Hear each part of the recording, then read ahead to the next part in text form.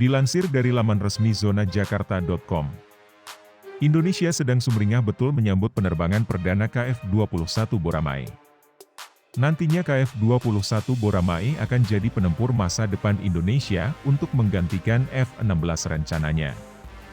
Bukan cuma Indonesia, KF-21 Boramae juga bakal menggantikan jet tempur tua Korsel seperti F-5 yang sudah sering jatuh. Juga hadirnya KF-21 Boramae akan mengubah peta kekuatan udara Indonesia di Asia Tenggara.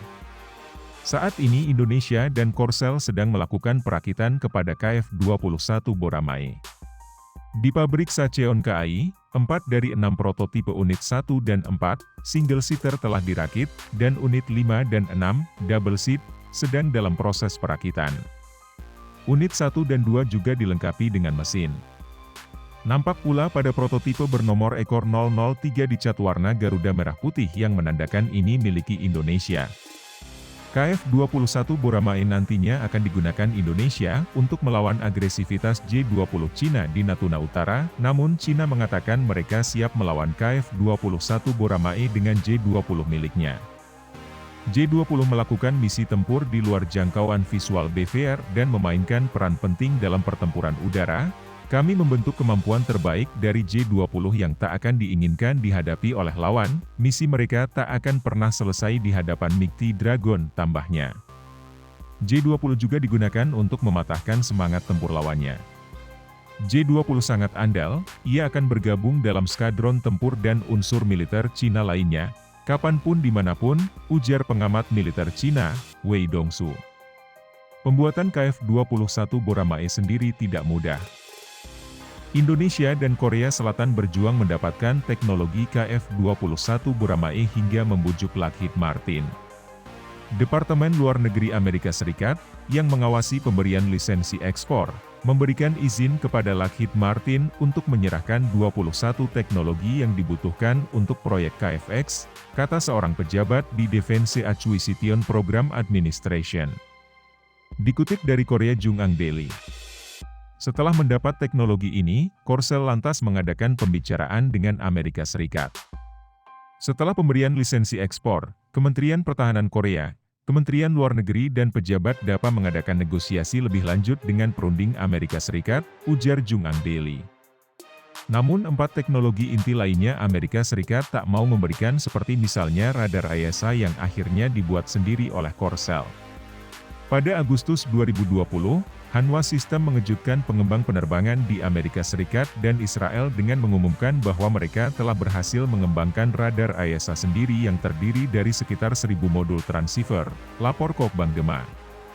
Kepala Staf TNI Angkatan Udara Marsikal TNI Fajar Prasetyo memaklumi Amerika Serikat tak mau memberikan teknologinya ke KF-21 Boramae. Karena rekayasa teknologi keudaraan merupakan harta karun sebuah negara. Sementara teknologi maju hanya dikuasai oleh negara yang mempunyai kemampuan rekayasa teknik yang terdepan pula, ujar Fajar dikutip dari buku Plan Bobcat.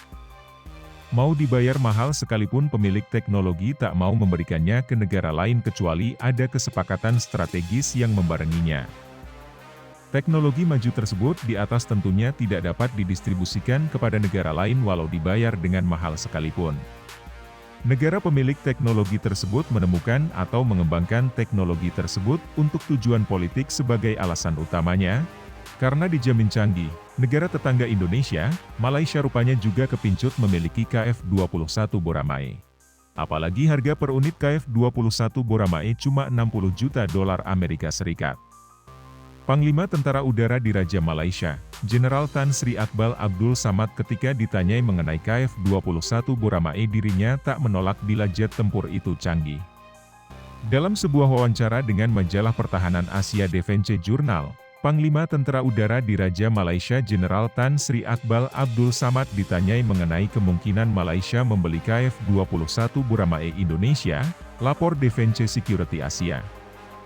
Malaysia juga sedang mengamati perkembangan KF-21 Boramae. Namun Malaysia mengakui saat ini belum punya duit dan pengalaman mengoperasikan KF-21 Boramae. Perancang Plencap 55 memantau perkembangan terkini pasaran dan evolusi sistem, bagaimanapun saat ini terlalu awal menentukan apakah KF-21 Boramae cocok dengan tentara udara di Raja Malaysia atau tidak, tambahnya. Namun, katanya, masih terlalu dini untuk menentukan apakah pesawat tempur joint venture generasi 4,5 antara Korea Selatan dan Indonesia itu cocok untuk RMAF dan negara.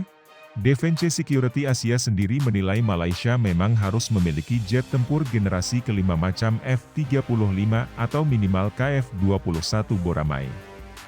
Pertanyaan-pertanyaan ini bukan berarti kita ingin berperang dengan negara tetangga, tetapi penting untuk memastikan kita selalu sejajar dan tidak tertinggal terlalu jauh, tulis media Defense Security Asia. Apa yang dikatakan Malaysia di atas rupanya diberi jalan sendiri oleh Korsel dan Indonesia.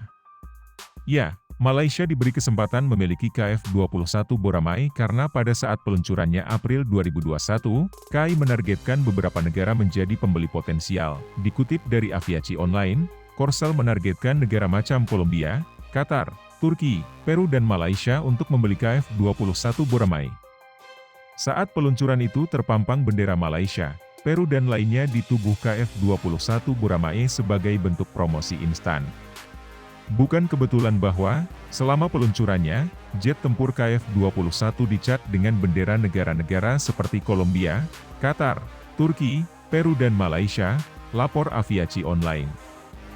Nah, Malaysia bisa berbangga hati ikut serta mewujudkan masa depan KF-21 Boramae Indonesia, namun punya uang tidak membeli si elang Korea.